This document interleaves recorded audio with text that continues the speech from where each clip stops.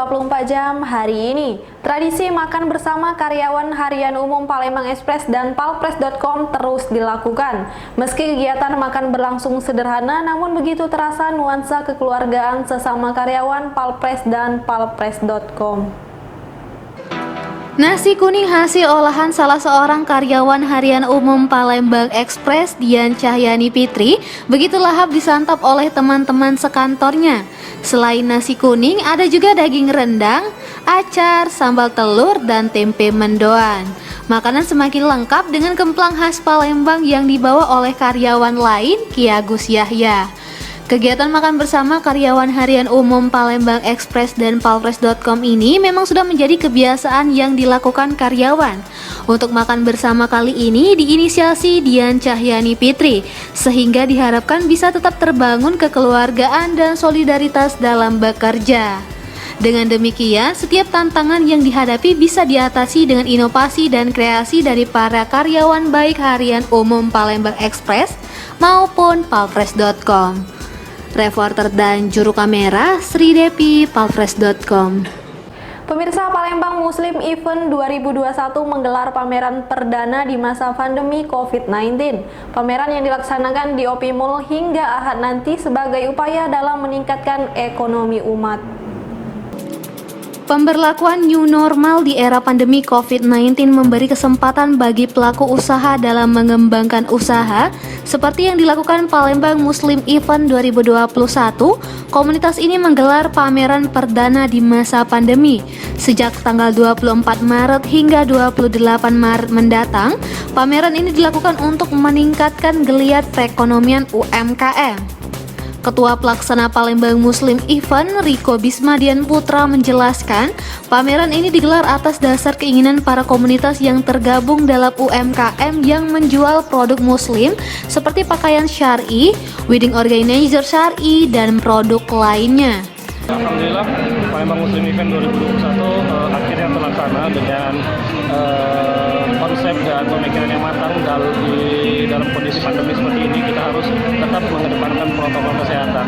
Jadi tujuan kami untuk membuat Palembang Muslim Event 2021 ini ialah untuk meningkatkan UMKM Palembang khususnya, karena di masa pandemi ini mungkin banyak teman-teman UMKM yang dimotivasi karena penjualan, omset dan lain sebagainya itu menurun, tetapi dengan semangat Islam yang kita tegakkan, insya Allah dengan acara ini kita bisa bersama-sama untuk meningkatkan kembali perekonomian umat, insya Allah.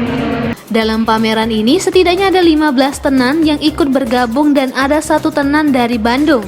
Selain pameran, ada talk show tentang muamalah secara syar'i, kemudian ada halal haram internet marketing, berdakwah dalam usaha, dan tibun nabawi. Meski melaksanakan banyak kegiatan, pihaknya tetap memperketat protokol kesehatan. Dia berharap selama digelarnya acara tersebut dapat bermanfaat bagi masyarakat dan pengunjung juga bisa berbelanja dengan baik dan membantu para UMKM. Kalau untuk tenan, alhamdulillah saat ini kita memang dibatasi untuk tenan. Dari pihak manajemen OP Mall juga membatasi hanya 15 tenan saja. Dan dari 15 tenan ini terdapat ada 1 tenan itu dari luar Sumatera Selatan, dan itu tidak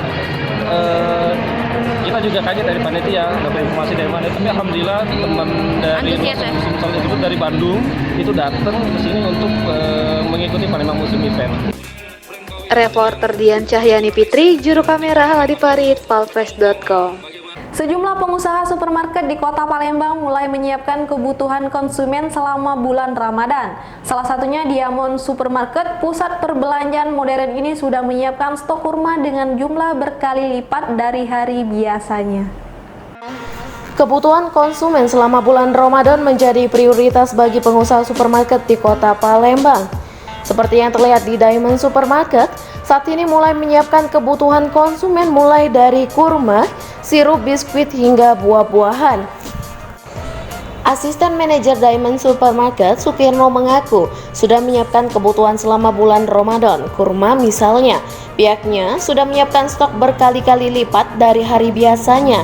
Saat ini saja sudah disiapkan 400 karton untuk beragam jenis kurma dengan kemasan 250 gram, 500 gram hingga 1 kilogram.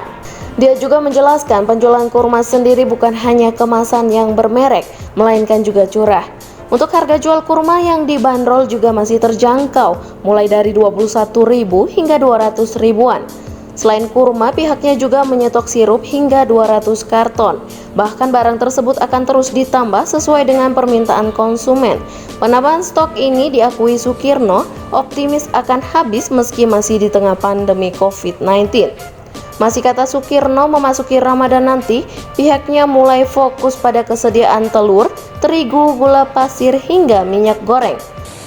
Persiapan untuk Ramadan, alhamdulillah kita dari sekarang sudah mulai persiapkan dari macam-macam kebutuhan Ramadan, terutama kurma, sirup, terus biskuit, sampai ke beras, sampai ketemu dengan telur, gula dan sebagainya lah, kebutuhan pokok untuk nanti momen puasa.